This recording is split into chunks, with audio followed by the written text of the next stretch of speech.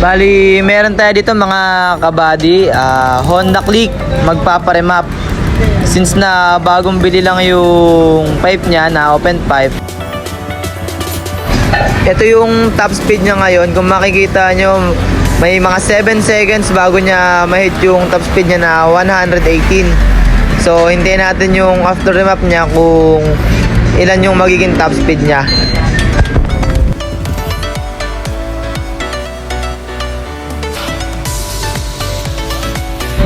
Natapos na natin siyang i-remap mga kabady. So ngayon titingnan natin kung gano'n nakataas yung magiging top speed niya.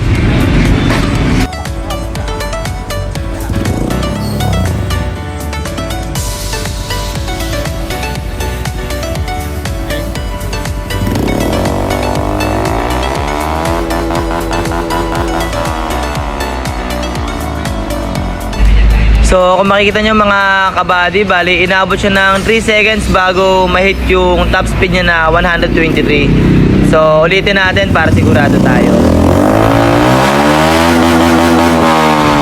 3 seconds, 122 agad mga kabady. So yan po yung magiging epekto ng remap natin.